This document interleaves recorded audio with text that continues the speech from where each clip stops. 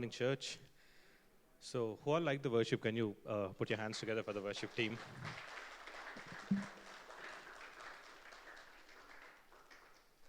Okay. For those who don't know me, my name is Nani Kalyan. We have two campuses, one in Madhapur, which we gather here in Lemon Tree, as well as we have another campus in Narsingi. Right now, we are not gathering because of pandemic. So, I take care of Narsingi campus. So, uh, you already know that we started this series on Galatians, and we already completed 5 sermons in this series, and why we now enter into the last series of this sermon, right? So, if you missed any of the series, any of the sermons before, you can anytime go back and check our YouTube channel, wherein you will find us all the sermons that we shared with the church. So basically, we as pastoral staff, when we sat, we thought that, hey, this pandemic has opened doors for us to actually see every other preacher that is there in the world, right? Everybody is right now coming on the online and preaching and teaching, right? So there is a possibility that if we don't have our roots in the scripture portions, that we might deviate from the right doctrine. So that is when we thought that, chalo, we'll actually do the back to basics kind of sermon series, and then we came up with this Galatians, because the same thing happened with Galatians as well. They also deviated from the right doctrine, true gospel, and finally Paul had to correct them. So that is how we started this series, and we completed 5 sermons, and now we enter into the last chapter of the Galatians, that is Galatians chapter 6. I wanted to give a contemporary example before we dive into Galatians chapter 6, or understand Galatians in its context. If I give this, after I tell this contemporary example, I think you can easily correlate what happened with Galatians. There is this brother who used to teach or take Bible studies to us. Honestly, when I was in 10th standard, I was very much strengthened spiritually because of his Bible studies. Okay. And later on, something happened in his life that he caught up with a spiritual brother who performed these miracles and does these prophecies. Okay, he was caught up so much that every deed or every work that he does in his life, like particularly if he wants to go out and purchase vegetables, he used to call that Anna and told that, hey, Anna, right now I'm going. So do you think this is the right time to go out and purchase vegetables or not? And also, not only vegetables, everything, every decision and every move, and whether I have to be in this job or not. So he became dependent on that brother, so much so that his marriage is almost started deteriorating, okay, or breaking. So he purchased a car, not for himself, but the brother asked, hey, I have to do the ministry, so I think I need a car. So the brother purchased this car and gave to that person. So money, car, everything. So finally, what happened? He was falsely accused in a forgery case, and he was put in jail for 1 month. And after that, coming out, so he met with an accident and he broke his hand. And finally, he was in hospital. When he was on the hospital bed, my spiritual mentor, who's also spiritual mentor to that brother as well, got to know all these things that had happened in his brother's life and visited the hospital and sat there for 3 hours. He just told this, okay, hey, Pramod, you actually taught the Bible studies. You know that we are justified by faith. You preach the doctrine sanctification to the young guys, okay, the next generation like me and my brother and all those guys. And you know the scripture portions very well, but somehow, how could you actually fall into a trap like this? 3 hours they had this conversation, and finally he went back after that hospital, that is done. He went back to his home, opened the notes, all the disciple trainingship camps that he attended, and then started checking this Galatians and Romans, and again he actually kind of brushed all his stuff like, hey, we are justified by faith. All these things that this miracles are there. I believe in miracles, but it's a trap. And that is how he realized and came back. And he actually pursued theology in Union Biblical Seminary College. And when I came out from my master's, and he encouraged me to do theology as well. So I also kind of finished 4 years, fourth year, first semester I finished last Friday. So there is 1 more semester for me to finish. Then finally I'll be called as theologian. So yesterday I called him up and told that, Anna, can I quote you all these things? He said, if it is beneficial for the church, you can go ahead. So you could understand, right? A person who is deeply well versed in the scripture portions can also deviate from the right doctrine and see what had happened in his life. So similar kind of thing also happened with Galatians. Paul, on his first missionary trip, went there and preached gospel, stayed there, planted the church, appointed the elders and pastors. And when after he came back, there are this set of people called Judaizers went there and started preaching a new gospel to Galatians, and they deviated from the right doctrine. And Paul somehow got to know that, and Paul actually writes these 6 chapters to Galatians telling that, hey, what had happened to you? Even the Judaizers changed the mind of these Galatians to such an extent that, hey, even Paul's authenticity, or Paul is not a true apostle. Okay, then if you look at or read these 6 chapters, you'll understand Paul first claims or proves his authenticity, then moves and tells that, hey, living in truth, and then talks about living the crucified life and living in grace, living as a son, living by spirit, and living among the people. And this is all the 5, living in the truth, crucified life, grace, sonship, and living by the spirit. Last week, Pastor Chaitanya talked about it. So today, we are going to look at the last topic from the Galatians chapter 6, that is living among the people as real Christians. So the sermon outline is very simple. 3 points I'm going to talk about today. Number 1, how do real Christians live? And how to actually do this, like who's a fake Christian versus real Christian? And then how to make a difference in society as real Christians. That's it. That is what I'm going to talk to you today. So I want you to turn your Bibles to Galatians chapter 6 and verses 1 to verses 10. Brothers and sisters, if someone is caught in a sin, you who live by the Spirit should restore that person gently. But watch yourselves, or you also may be tempted. Carry each other's burdens, and in this way you will fulfill the law of Christ. If anyone thinks they are something when they are not, they deceive themselves. Each one should test their own actions, then they can take pride in themselves alone, without comparing themselves to someone else, for each one should carry their own load. Nevertheless, the one who receives instruction in the word should share all good things with their instructor. Do not be deceived. God cannot be mocked. A man reaps what he sows. Whoever sows to please their flesh, from the flesh will reap destruction. Whoever sows to please the Spirit, from the Spirit will reap eternal life. Let us not become weary in doing good, for at the proper time we will reap a harvest if we do not give up. Therefore, as we have opportunity, let us do good to all people, especially to those who belong to the family of believers. So today, first we'll try to understand how to live as a witness among the people, how to live as real Christians. So 3 points I'd like to tell from the scripture portion that we read. So if you look at the second words, you'll understand real Christians will follow the law of Christ.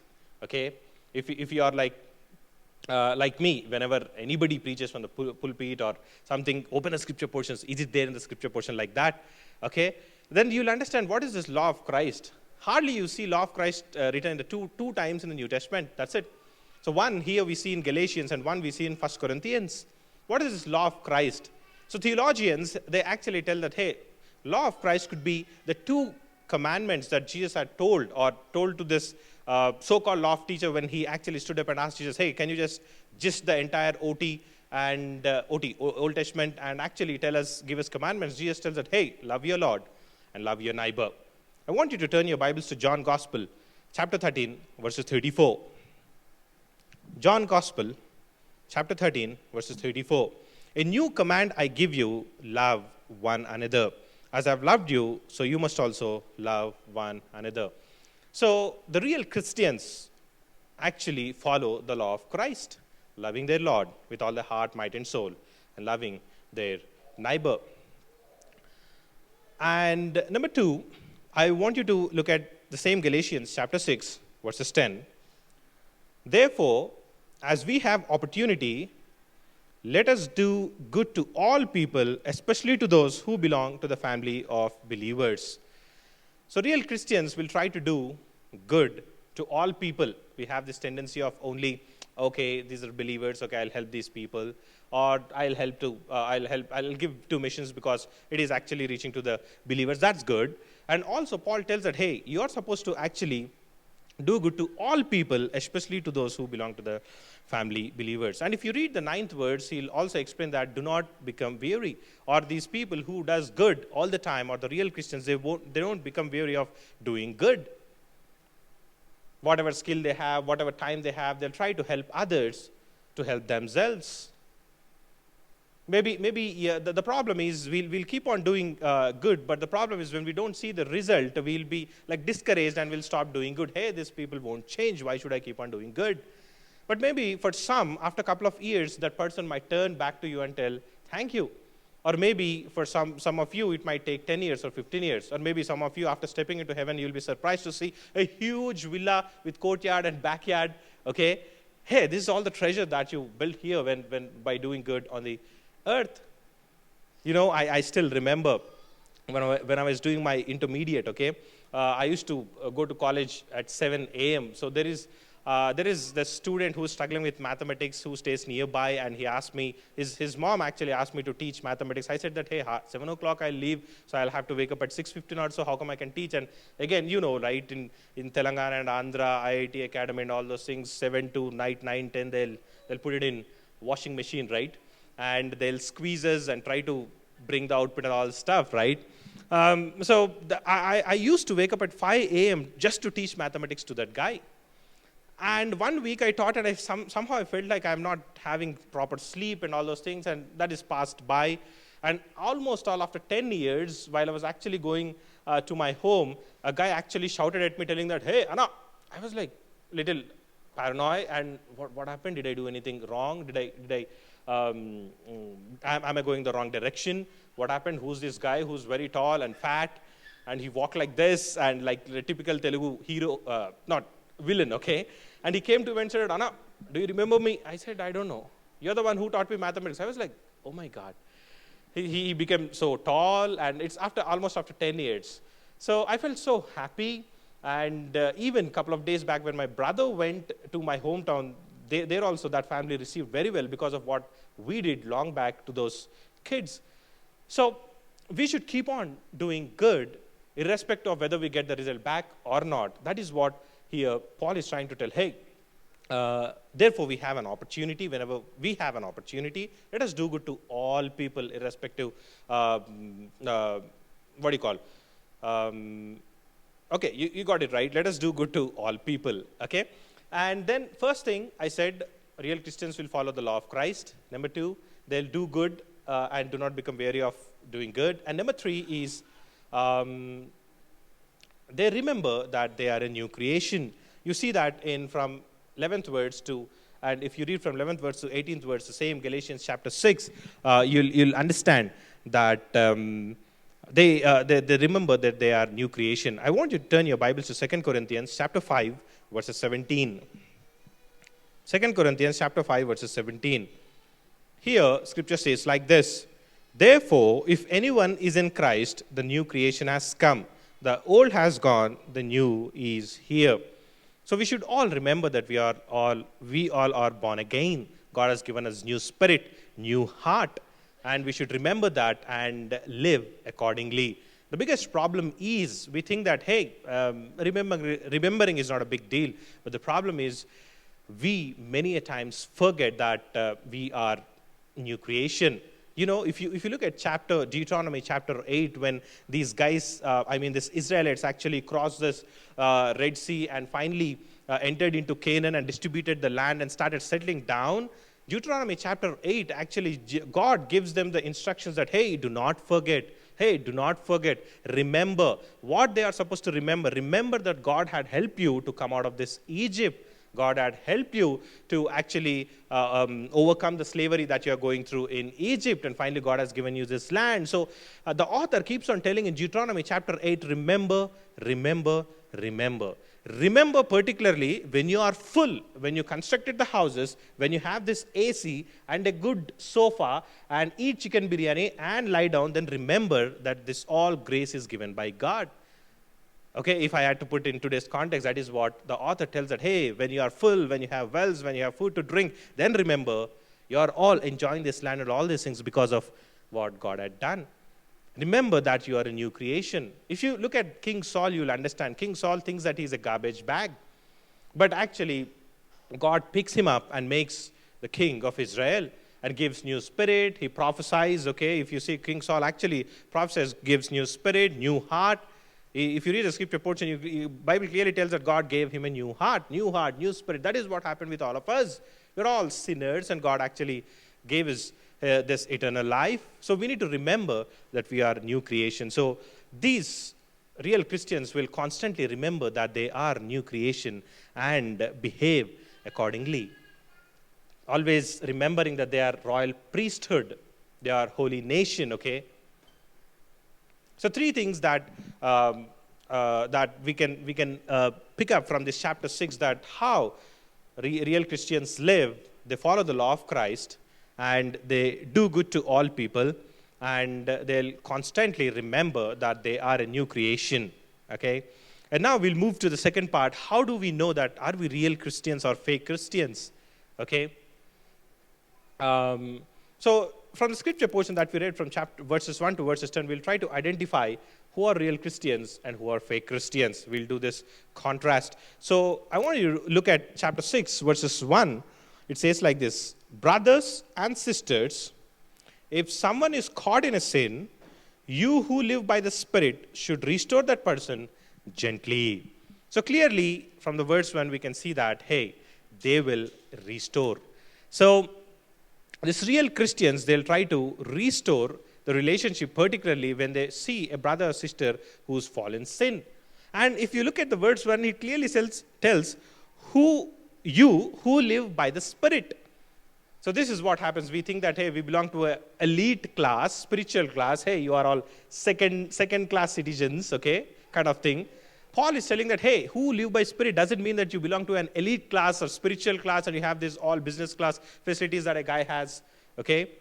Paul is telling here spiritually matured and spiritually experienced people. Paul is telling that, hey, who are, in other sense, in today's message context, it's like who are real Christians will try to restore them.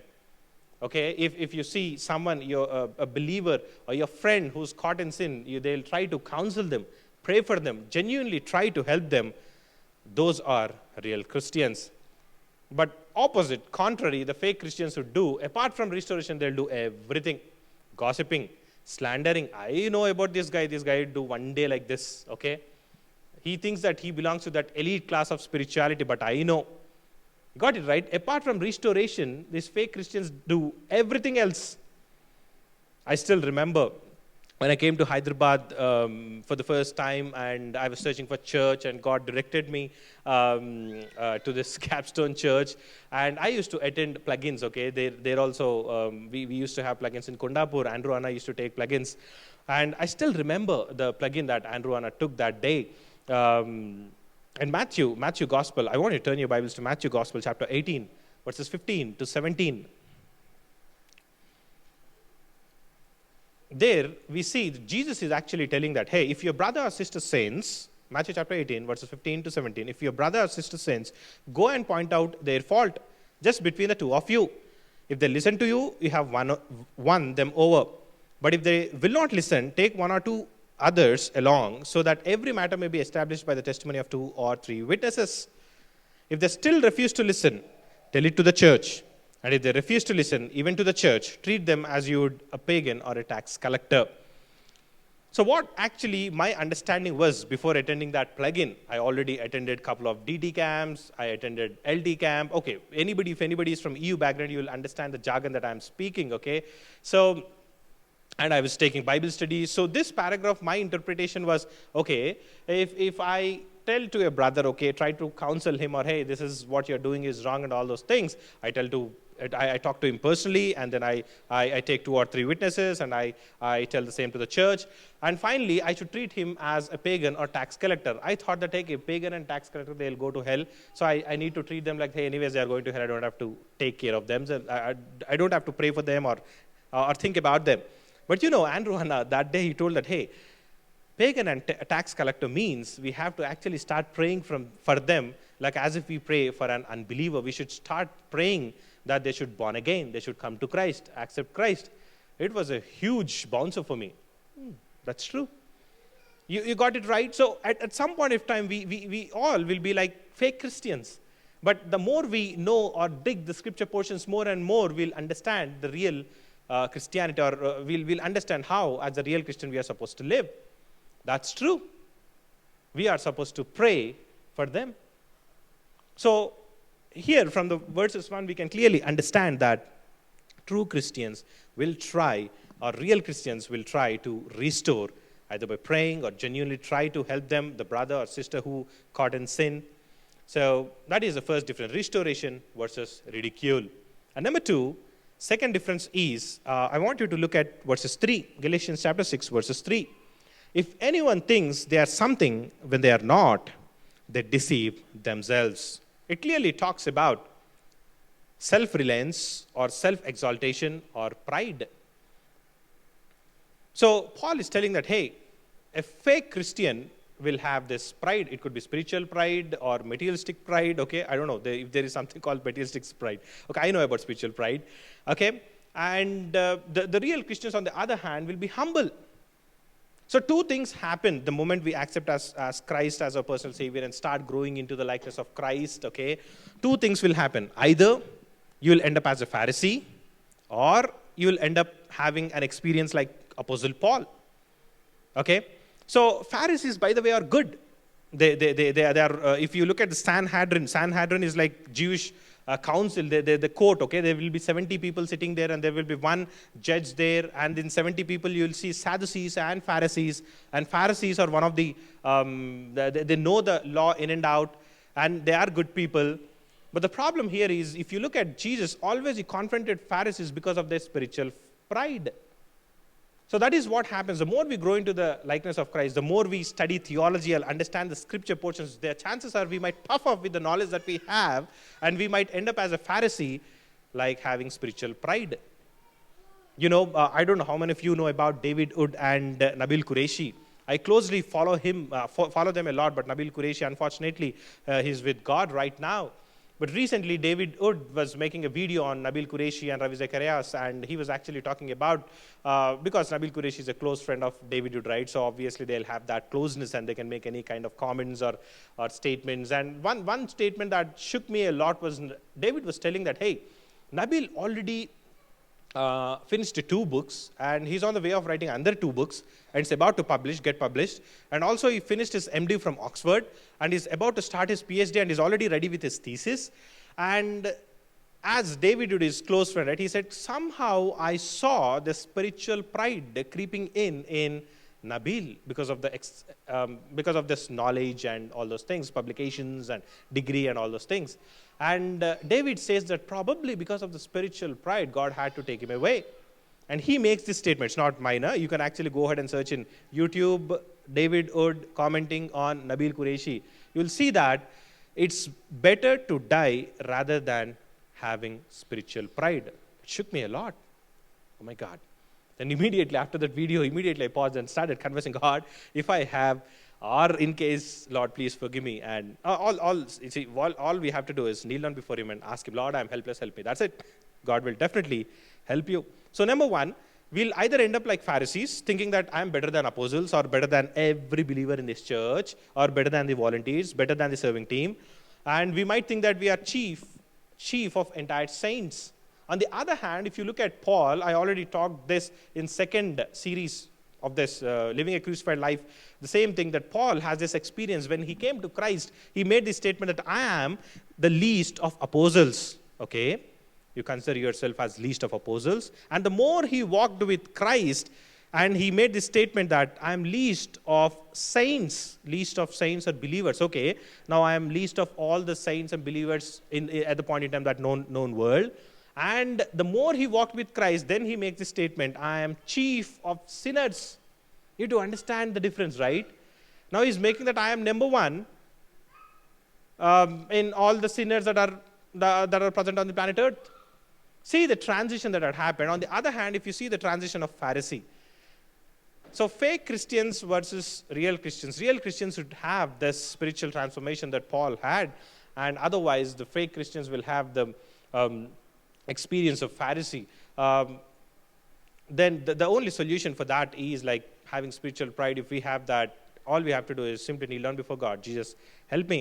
I don't know whether you face that or not, but people used to call me as Pharisee when I was studying my master's, particularly juniors, young people to whom I used to take the Bible study. Anna, you're like Pharisee. And I used to be so furious and used to go to my prayer partner and tell, hey, these guys are calling me Pharisee. And he used to tell me, hey, Pharisee is a good man, good word, man. You change the notion of Pharisee and all those things. So here, what I'm trying to tell is, at one point or the other, we all will be like fake Christians. If not, there is a problem. And slowly, the more we walk with Christ, we'll transform into this real Christians, okay? It will take time. See, we can see the time that had taken in the life of Apostle Paul as well. If you look at Josiah as well, if you look at King Josiah, his mom brought him up in the fear of Lord. But if you look at him, he found scripture at somewhere around when he was teenage. But for him to make the reformation in the entire country, it took a couple of years for him. So that is the process of sanctification. It's not that you listen to this sermon and suddenly we'll all become real Christians. Nope. It'll take time. The more we walk with Christ, the more we kneel down before Him and confess that, God, forgive me or help me out, then as the days pass by, then we all have that Christ-like maturity. You know, the sole purpose of the church, okay, you can come up with lots of definitions or a lot of things that, okay, we are supposed to do missions and all those things. That's correct. The first or sole primary purpose of church is helping all the believers to have this Christ-like maturity. That's the sole purpose. Then making disciples and then sending into the world and missions, Great Commission, all those things. So we all should attain that Christ-like maturity. It'll take time. It won't happen in a day or two. So first difference that we saw is restoration versus ridicule, then pride versus humble. And third one, same chapter, Galatians chapter 6, verses 8. Galatians chapter 6, verses 8.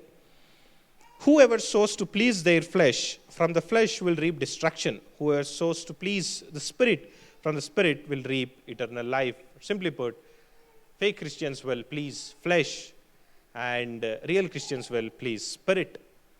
Pleasing God, that is what we all do, right? We all accepted Christ as a personal Savior. We all have that born-again experience. We come to church and want to learn more about Christ and grow into the likeness of Christ. We are trying to please God, okay? And there is this beautiful sermon that we already shared, How to Please God. It's there on our channel. You can check it out, like by having faith, singing songs, worshiping songs, and pray for those in authority, and everybody good at giving, being good at giving, and thanksgiving, giving thanks to God in all circumstances. That is the will of God. And repaying good to the parents and grandparents. That is what Paul actually instructs to Timothy. Okay, these are all the things that actually pleases God. So real Christians will know these things, and because they read the scripture portions, they know this and they try to implement it as much as possible.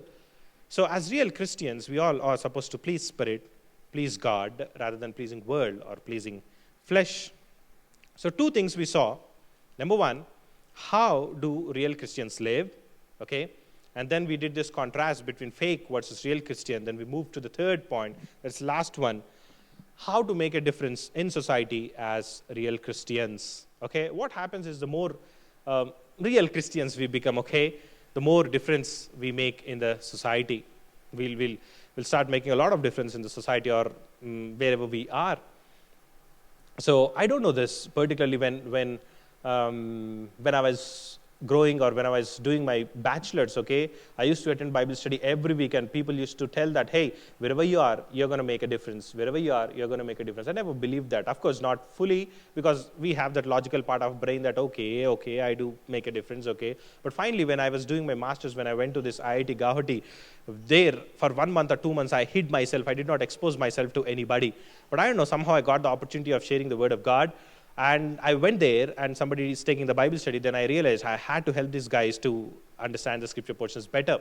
And then I started the Bible study, and you don't believe, I think, first of all, I didn't believe that, because we started the Bible studies in a couple of hostels, and we encouraged the people in such a way that even the drug addicts started, after 1 year, they started taking the Bible studies, and I never thought that I would experience such feeling that one person would walk into my room and ask me, let me know the prayer that I'm supposed to do to accept Christ, and helping him kneel down and letting him pray that, Lord Jesus, I accept you as my personal savior kind of prayer. And I never believed that I'm going to call a pastor and we go to a railway quarters, because in railway quarters we have this water, what do you call that? Construction or whatever, water storage, okay? We had to actually talk to a railway employee and take one pastor and take a guy there and give baptism and all those things. And those 2 years of my stay over there, I realized that God, I'm like King Saul, who's a garbage can. I thought that I'm good for nothing. But Lord, it's all you accomplished your mission through me. So this is what happens. The more real Christians we become, God can use all of us to make a difference in the society. That is what Paul is trying to tell. Hey, Galatians, you are not having the right doctrine, man. You need to actually, even if you look at the first chapter, he actually tells that even if angel comes and tells you another gospel apart from the gospel that we taught, it's better you don't believe. It's not better, you don't believe it. You got it right? So Paul is trying to help these Galatians, hey, become real Christians, thereby you'll make a lot of difference in your place, that is that Europe, okay? So 3 things as real Christians, how we are supposed to make a difference in the society. Number 1 is identify my sphere of influence. Identify my sphere of influence. Turn your Bibles to 2 Corinthians chapter 10, verses 13. 2 Corinthians chapter 10, verses 13. ESV version, okay, it tells like this. But we will not boast beyond limits, but will boast only with regard to the area of influence God assigned to us to reach even to you. So God actually assigned to each one of us area of influence or a sphere of influence. We need to identify that sphere of influence and start praying for them or letting them know the gospel. Probably your sphere of influence could be people or family or close friends or place, work. Okay, most of the time we spend our time at workplace, right? So we may not know, but a lot of them might need a godly touch. So all we have to do is pray for them regularly. Then definitely God will give an opportunity to actually influence them. The problem is we see people and family, all these things as problems instead of opportunities. But the moment we see them as opportunities, definitely we can actually start praying for them, and we can actually have that pray so that God will have the touch in their lives and they can actually come to Christ. You know this person called Purushottam Chowdhury, particularly who are born and brought up in Telangana and Andhra will know Andhra Christava Kirtanalu, and there are somewhere around 70 plus songs written by Purushottam Chowdhury, and awesome songs, okay? Whenever I sing those songs at home, my wife tells that, are you speaking in Sanskrit? Because she doesn't speak Telugu, and that is looks like not normal contemporary Telugu.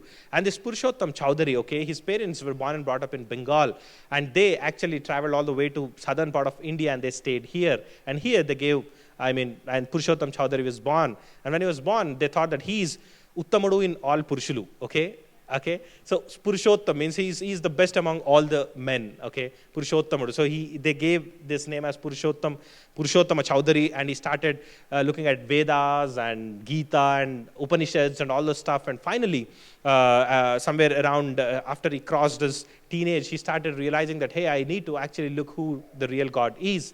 At the point in time, in search of real truth, he came across this pamphlet that is being distributed in that place in Vizag.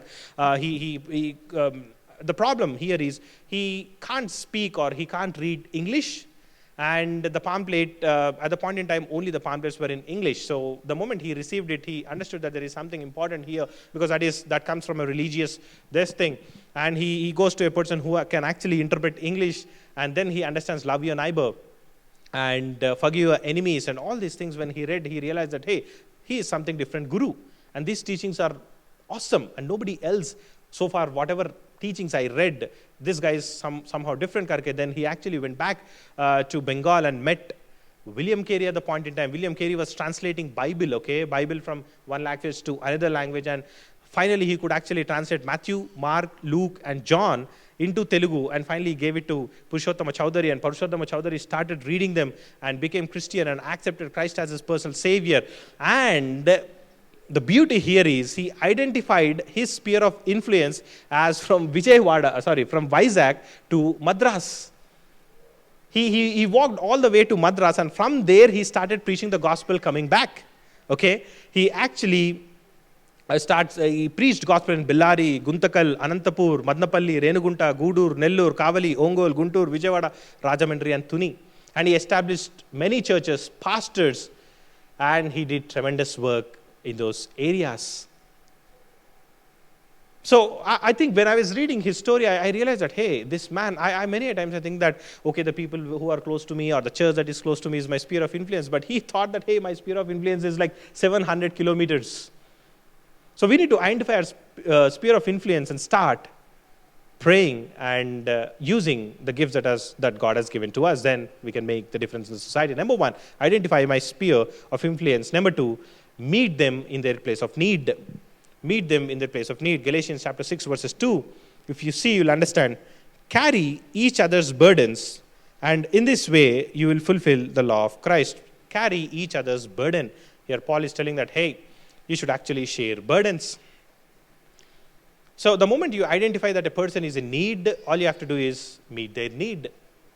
You see this great judgment that is happening that in Matthew, Gospel chapter 25, we see that the Son of Man comes with all his glory and all the angels beside him, and he sits on the glorious throne, and all the nations stand before him. And that is when he separates people from people, like sheep from goat. And he tells, all sheep come towards my right hand, all goats go to my left hand. And then this is what actually tells, in scripture portion it is written like this, Matthew Gospel chapter 25, verses 34 onwards. Then the king will say to those on his right, come, you who are blessed by my Father, take your inheritance, the kingdom prepared for you since the creation of the world. For I was hungry, you gave me something to eat. I was thirsty, you gave me something to drink. I was a stranger, you invited me in. I needed clothes, you clothed me. I was sick, you looked after me. I was in prison, you came to visit me. You know, the irony is, all these people will ask the Son of Man, like a child manner, they'll ask that, when did we see you, Lord, hungry and feed you, or thirsty and give you something to drink? When did we see you, Lord, you as a stranger and invite you in, or needing clothes and we gave you clothes? When did we see? That phrase you will see, when did we see, when did we see, when did we see? And God, the king actually replies like this, I tell you the truth, whatever you did for one of the least of these brothers of mine, you did it for me. So whenever we identify our sphere of influence, we are supposed to identify the need and hurt. If there is a hurt, we'll pray and we'll make sure, not make sure, God will help them to heal them. And also, whenever we find a need, we fill it. That could be physical needs or money, food, shelter, clothes, talent, and spiritual needs. We'll pray and counsel. Apostle Paul, wherever he went, he realized that this is my sphere of influence, and he never stopped sharing the gospel. Even in the dungeon, he speaks about the gospel. Even he is in Athens, wherein the great philosophers were there, at the point in time. If you look at the scripture portion, Acts chapter 17, I think, you will see this Epicurean philosophy and Stoic philosophy as well. So there we have different two philosophies in the Bible itself. So he goes there and actually starts debating with them. Paul is well versed in Judaism. He's trained under Gamaliel. So of course he can easily debate with Jews, but he goes there and starts speaking about the gospel and talking about gospel and starts debating with these philosophers who are from different philosophy, Epicurean and Stoic. So Paul, when he was in prison also, he realized that this is my sphere of influence, and Paul actually shares gospel to one of those guys. His name is Onesimus. Onesimus is a runaway slave. Definitely, if he is caught out, shoot side orders are there already, in those days. So Onesimus somehow was kept with Paul in the jail, same jail, and Paul, wherever he is, he won't stop sharing gospel. He shared the gospel. And Paul, here, the point that I wanted to convey is, Paul identified the spiritual needs of Onesimus. And probably Onesimus was fearing a lot that, hey, I might die, people might kill me because I'm a runaway slave. But Paul actually met his spiritual needs and encouraged him, counseled him to go back to his master. It's not that easy. If you put your shoes in Onesimus, you will understand there is a total mindset change. Even that comes as a shocker to Philemon as well. Philemon also slaves, Slaves for them is not fully grown humans.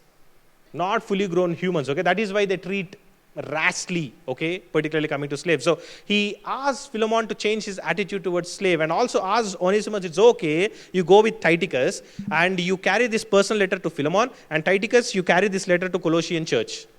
So Tychicus and Onesimus both actually goes back and travels back to Colossae. So Paul actually identified the spiritual needs of Onesimus there. So number one, we need to identify my sphere of influence. Number two, meet them in their need, in the place of their need, okay? And third point, last point, point them to Jesus and his church. Point them to Jesus and his church. I want you to turn your Bibles to Matthew Gospel, chapter 11, verses 28 to 30. Matthew Gospel, chapter 11, verses 28 to 30. Come to me, all you who are weary and burdened, and I'll give you rest. Take my yoke upon you and learn from me, for I am gentle and humble in heart, and you will find rest for your souls, for my yoke is easy and my burden is light. Many a times as leaders, while leading the people, okay, chances are that we might actually point people to ourselves, like what that in the beginning I told, right? The one brother that Pramodana met, actually he pointed, instead of pointing Pramodana to Jesus, he pointed him to himself. So we should not make people dependent on us, particularly making decisions or finding life partner or what do you call, career, what to do next, and all these things. We need to point them to Jesus. Pray and ask God to show what you're supposed to do next. God will speak to you clearly. We all are supposed to be like John the Baptist. John the Baptist, people thought that in those days John the Baptist could be the Messiah. But scripture portion clearly tells, no, he is a pointer to the one who is yet to come, that is Jesus. You got it right. We all should be like John the Baptist, pointing people to Jesus and to his church, not to us. We all should be like donkeys. Donkeys means next Sunday we'll see that Palm Sunday, okay? The donkey which is carrying Jesus. Nobody saw the donkey, only Jesus coming, that triumphal entrance into Jerusalem. So Jesus should come, or we should actually point people to Jesus and his church, not to us, for finding answers, for directions, and for decisions. So first, identify the sphere of influence. Pray for them, people, family, and your workplace. And then, the moment you identify a need, fill it in, okay? And number three, and after that, you point them to Jesus and to his church. Jesus will take care of them, and the church will take care of them. It's better we don't point them to ourselves. So while believers, as believers, we all await for the rewards. As I said that we have a courtyard and backyard house in heaven. While we wait for those rewards, all we have to do is we should keep on doing good. So 4 points altogether I told. Number one, follow the law of Christ. Love the Lord with all your heart, might, and soul. Love your neighbor. It's not that easy. Loving your neighbor and loving the Lord is also not that easy. For some months, we might say that, okay, I come to the church regularly, but over a period of time, sometimes I feel like the kind of civilization that we build around us is that we caught up with our daily schedules and work, and we have less time to give it to God. I don't know how many of you started your day today by kneeling down before God. You don't have to raise your hands. So many times we used to do it, right? When we are in college, we used to do that. But after that, it's really tough, right? We have to pay the bills and all those things. So the point is, loving our Lord with all our heart, might, soul, over a period of time might get tougher. But as real Christians, the Christians who are bound to make a difference in the society, we are supposed to love or fulfill the law of Christ. Love the Lord with all our heart, might, and soul, and love a neighbor as well. And keep doing good. Keep doing good. This is also not that easy. Sometimes people, even though we do good, they'll think that we are doing bad to them, and they may actually curse us, or they may actually go away from our place, or leave away from our life. But still, we should keep on doing good. Number 3, remember that you are new creation. Remembering is really important. I also said in some of my sermons that the problem with our human mind is we only remember the recent past. We don't remember beyond that, okay? And we are so caught up with the recent past and the future, but beyond that recent past, chances are that we'll totally forget. But how God used us in the past mightily, and how we used to actively involve in the ministry. But now, in the recent past, memory will remember, and we'll think that that is true. But we need to remember that's the problem with our brain. So we need to remember that we are a new creation, a royal priesthood, holy nation, and should behave accordingly. And number 4, last one, that make a difference. As I said, identify the sphere of influence and help those in need and point them to Jesus and his church. Church, shall we all bow down and look to the Lord in prayer? At this point in time, I want you to introspect. We saw the differences between fake Christian and real Christian. So how are we? Are we ending up like Pharisees, or we are having the experience of Apostle Paul? If we are still like fake Christians, or we are still not following the law of Christ, then all we have to do is, God, I'm not able to do it. Help me. Holy Spirit, God, you, please hold my hand. And Lord, change my heart inside out. Give me wisdom to obey your commandments. Help me not to please the world. The world around me thinks that it will live for eternity and starts accumulating, which is not even needed for us. But Lord, help us to accumulate the stuff, the treasure in heaven, O Father God, Lord, wherein we can be with you round the clock, prostrating before you, praise you, sing songs to you, proclaim you as holy, holy, holy Father. Lord, at this point in time, whoever is praying such prayer, Lord, help us to overcome certain sin in my life. And Lord, help us to be like real Christians, Lord, who are all praying such prayer. Lord, I pray that you please hold their hearts, O Father God, Lord, hold their hands, O Father God, Lord, change them inside out, O Father God, Lord. It's not going to happen with us, O Father God, Lord. As long as we think I can do it, Lord, we'll fail. Lord, we need your help. That is why you sent Holy Spirit, God. He is in us and with us, O God. Holy Spirit, God, you please take control of my entire heart, wherein I'm struggling with bad memories, wherein I'm struggling with bad thoughts, wherein I'm struggling with procrastination. Help me overcome all these things, and Lord, love you with all my heart, might, and soul, and help me to help others, and help me to make a difference in the society of Father God, Lord. Help me not to become complacent of Father God. Your scripture portion tells, woe to those who are complacent, Lord. Help me not to be like that.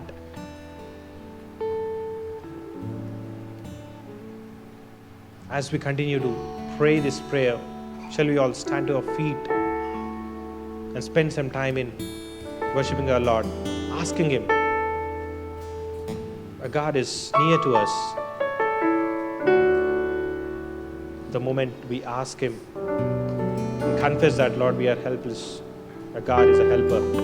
Please help us to be real Christians and bring the change in our hearts and minds, and shift in our mindsets as well, like that had happened for Philemon. Lord, bless each and everyone, Lord, who is right now standing here and praying such prayer. I commit them into your loving hands, O Father God, Lord. In Jesus' almighty name I pray this prayer. We'll spend some time in prayer and worship.